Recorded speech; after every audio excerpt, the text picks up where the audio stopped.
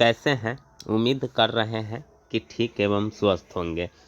दोस्तों, आज आप लोगों को प्रायिकता से संबंधित और बहुलक से संबंधित ऑब्जेक्टिव क्वेश्चन बताने वाला हूं और एकदम गारंटी है कि इसी प्रकार का क्वेश्चन अबे करेगा, एकदम फिक्स है दोस्तों। इसीलिए इस वीडियो में ज़रूर बने रहेंगे, ठीक है। चलिए देखते हैं क्या क्वेश्चन है कि एक वर्ष में एक महीना यादृच्छा चुना जाता है। यादृच्छा का मतलब बिना देखे हुए, ठीक है। इसके अप्रैल या जून होने की प्रायिकता दोस्तों आप जानते हैं कि नहीं?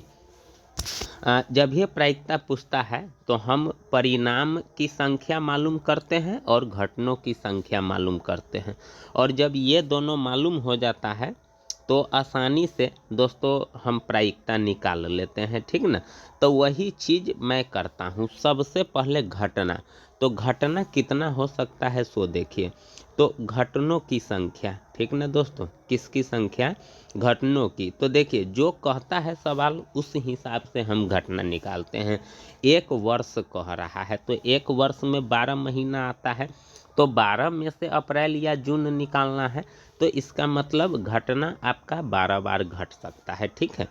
और परिणाम की संख्या, तो परिणामों की संख्या दोस्तों क्या हमसे पूछ रहा है? तो परिणाम हमसे पूछ रहा है अप्रैल या जून, यानी या तो अप्रैल आना चाहिए नहीं तो जून, यानी दोनों में से कोई एक महीना। तो इसका मतलब है कि परिणाम यहाँ आपका दूगो है, एगो अप्रैल है और एगो जून है, ठीक ना।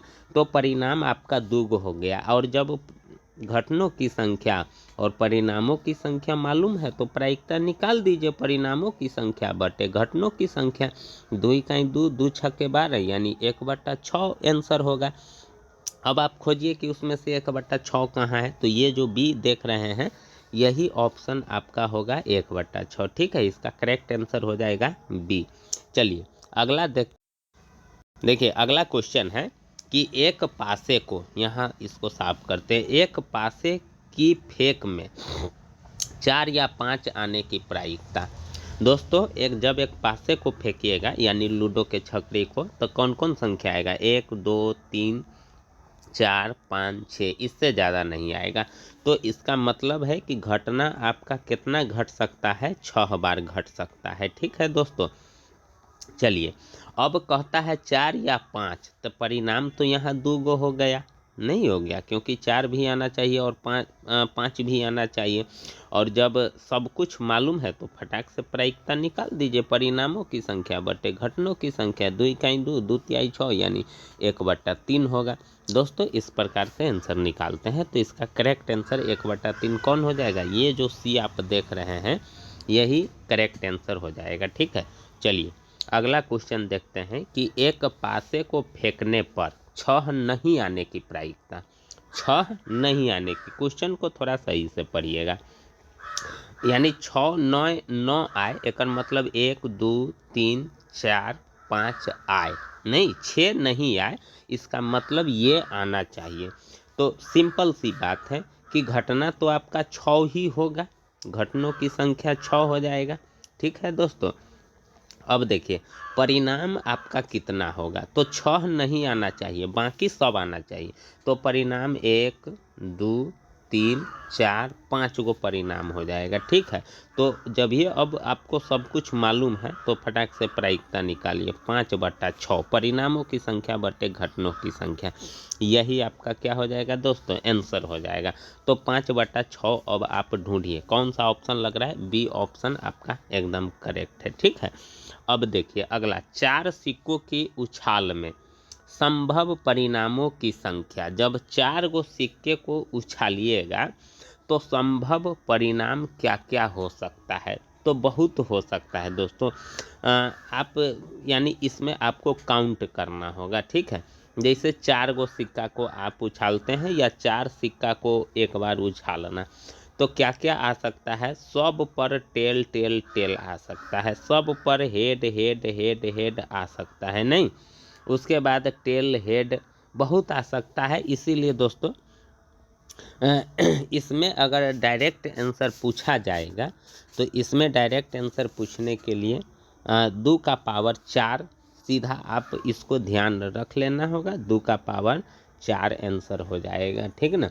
और कैसे होगा उसका मैं ट्रिक बताऊंगा फिर अगले वीडियो में, तब तक आप इतना इसको ध्यान रखना पड़ेगा, ठीक है।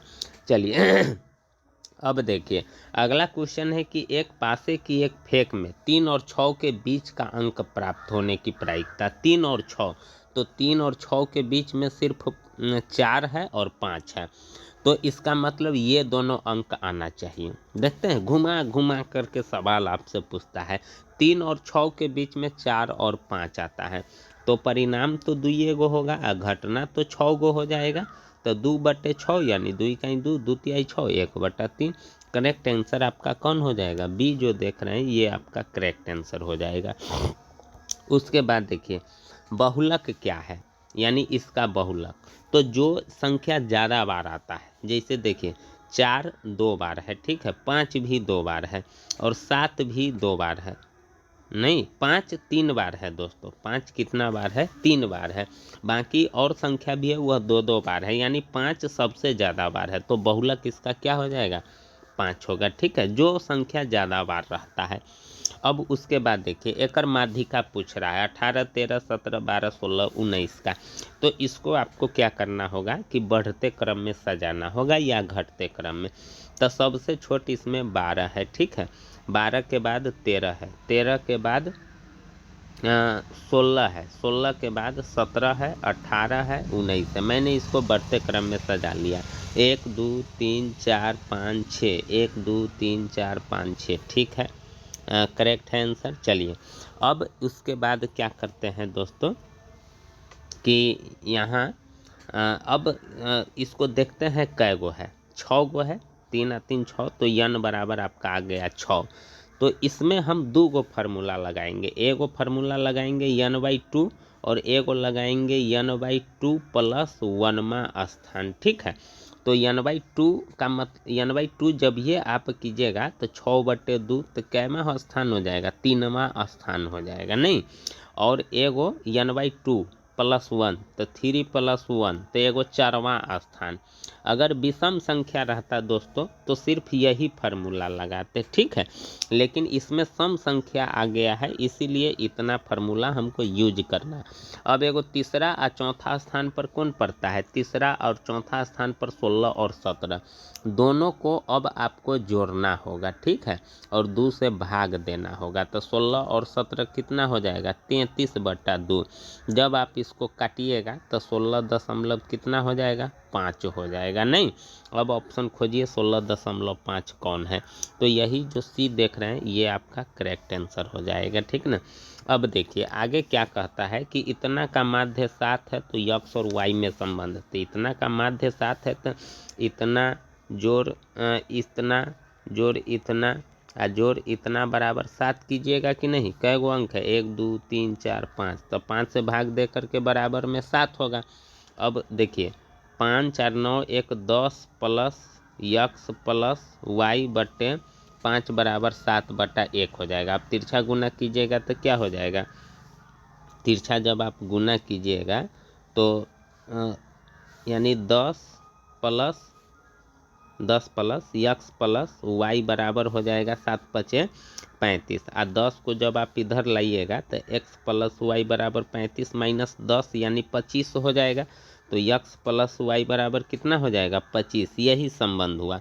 अब आप खोजिए x प्लस y, यही ना ऑप्शन है, तो आपका सही ऑप्शन करेक्ट आंसर कौन हो जाएगा? सी हो जाएगा।